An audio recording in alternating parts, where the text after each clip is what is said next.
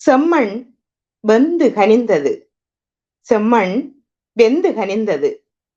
மண்ணோடு பேசும் பொழுதில் அதன் நிசப்தம் எனக்கு தெரிகிறது. அது ஏதோ கதை சொல்ல முயல்கிறது. மண்ணோடு பேசும் போது நான் அதன் நிசப்தம் எனக்கு தெரிகிறது. அது ஏதோ கதை சொல்ல முயல்கிறது. அந்த செம்மணியின் வாசனையில் ஒரு பசிதீரா தாயின் வாஞ்சை இருக்கிறது. என் மகனை பார்த்தீர்களா என தினமும் வானத்தை நோக்கும் அவளது விழிகள் இருக்கின்றன. அந்த செம்மணியின் வாசனையில் ஒரு பசிதீரா தாயின் வாஞ்சை இருக்கிறது. என் மகனை பார்த்தீர்களா என தினமும் வானத்தை நோக்கும் அவளது விழிகள் இருக்கின்றன. காட்டின் அருகே ஒரு கல். அது கல்லல்ல, கண்மணி தவிப்பால் உடைந்த ஆண்மையின் துடிப்பு முகம் தெரியாத நினைவாக நின்று இருக்கிறது. ஏக்கத்தில் உறைந்த இரவுகள், அவைகளுக்கு வீசும் காற்று கசப்பாயிருக்கிறது. ஊசலாடாத பூமாலைகள், ஊசலாடாத பூமாலைகள், காலடியில் நின்று களைந்த அப்பாக்களின் கனவுகள். மா, நான் உயிரோடு வருவேன் என்று அந்த சின்ன ஆசையின் சொற்கள்.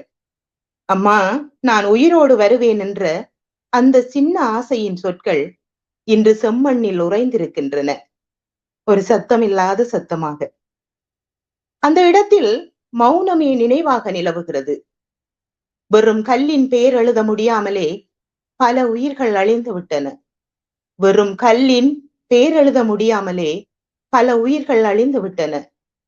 நாங்கள் தேடுவோம், நாங்கள் தொடர்ந்து தேடிக்கொண்டே இருப்போம்.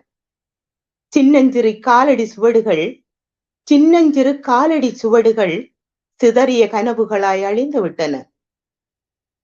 அழாத குழந்தைகள், அழ முடியாத தாய்கள், அழிந்து போன வரிசைப்படுத்த முடியாத பெயர்கள்.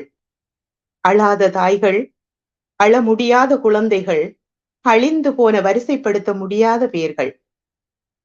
மண்ணுக்குள் புதைந்த கண்மணிகள் பட்டாம்பூச்சிகளாகவில்லை. எங்கள் மண்ணுக்குள் புதைந்த கண்மணிகள் பட்டாம்பூச்சிகளாகவில்லை. புரியாத மரணங்கள், புரியாத மரணங்கள் ஆகிவிட்டனர். மழை பொழிகிறது, ஆனால் இதழ்கள் இன்னும் திறக்கவில்லை.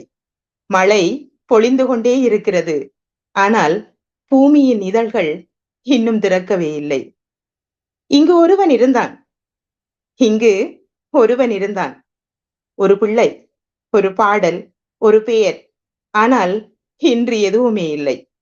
கல்லில் வெட்டப்படாத அந்த முகங்கள் என் கவிதையில் கண்ணீராக இருக்கின்றன. இங்கு